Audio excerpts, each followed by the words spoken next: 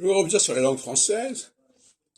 La langue française, on dit parfois c'est la langue de Descartes. C'est vrai dans le sens où elle a une fluidité. On circule la langue française. On n'est pas dans des cul-de-sac comme en anglais, avec des mots qui sont isolés, des mots orphelins. Et tout est lié, tout est relié. On passe d'un mot à un autre. C'est pour ça que c'est le drame des emprunts, c'est que on a l'impression d'une langue où chaque mot est isolé. C'est ridicule. Il ne l'est pas dans la langue d'origine, mais il l'est dans la langue qui emprunte. Et la langue française a cette qualité de dualité. Mais pour qu'il y ait dualité au niveau phonologique, il faut qu'on respecte la phonologie.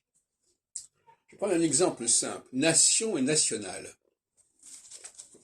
En français, nation, il y a un on qu'on ne retrouve pas dans national. En anglais, on a nation, national. Il n'y a pas cette distinction. Donc l'anglais ne donne pas cette dualité. Quand on prend un mot et quand on le suit dans ses différentes variations, on n'a pas phonologiquement ce sentiment que là, on va prononcer d'une certaine manière et là, on va prononcer d'une autre manière. Et c'est bien fâcheux, parce que justement, la vertu, la puissance anthropologique de la langue passe précisément par ce respect de la dualité. Si je ne respecte pas, si je ne retrouve pas la dualité dans une langue, la dualité entre le masculin et le féminin, la dualité entre le singulier et le pluriel, eh bien, je passe à côté du message anthropologique de la langue, et c'est extrêmement fâcheux. Donc,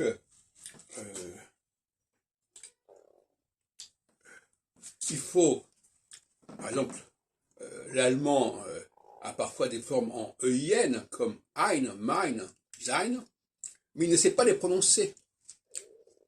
Il les prononce, il dit simplement meine. Alors, passer de mein à meine, c'est très faible comme dualité. Par contre, si je dis main et mène, pain et peine, etc., eh bien, quand il y a un véritable changement phonologique grâce à la diphtongue notamment, là, on a une véritable dualité. Et donc, l'enseignement de la dualité est inhérent à une langue qui a gardé son intégrité, on peut dire. Pas seulement son intégralité, mais son intégrité, c'est-à-dire son intégrité phonologique. Et beaucoup de langues ont perdu cette intégrité. Et elles ne sont donc plus porteuses d'un enseignement anthropologique valable. Et c'est tout à fait regrettable. Et donc, comme je le dis 100 fois, le français est une langue qu'il faut capter à la fois au niveau de l'écrit et au niveau de l'oral, parce que l'écrit, bien entendu, n'a pas de capacité phonologique valable. Alors, c'est un peu ce que la phonologie a compris, mais elle l'a mal exposé.